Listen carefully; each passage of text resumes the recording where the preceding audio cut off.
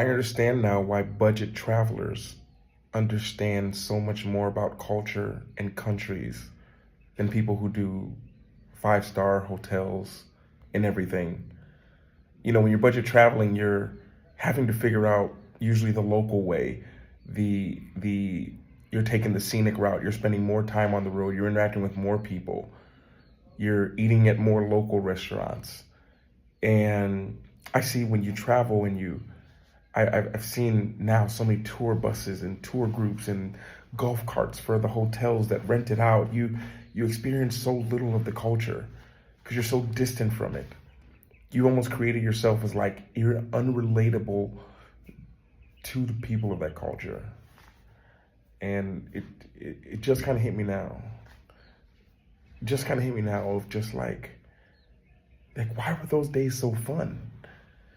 You know, but now I think about it, we're going to the back streets in Barcelona to find places to eat for under €5.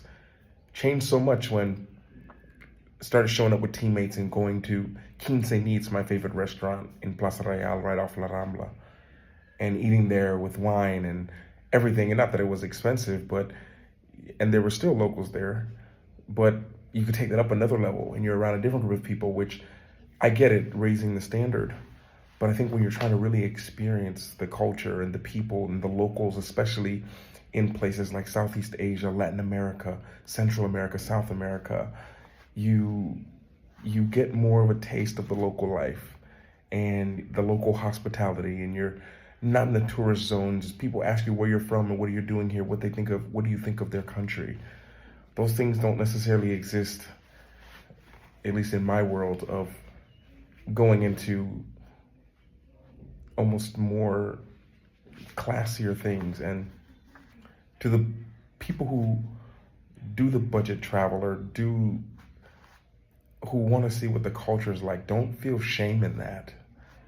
You know, the best connections I've had is when I've bought rice and chicken from a local person on the side of the road, you know, or bought taco dorados out the back of a SUV. And even if you don't eat the food or anything, it still opens up a whole new world of connections. And until you start to realize that, you kind of just superficially travel and you're living the photo shopped social media version of a country instead of something a little more deeper.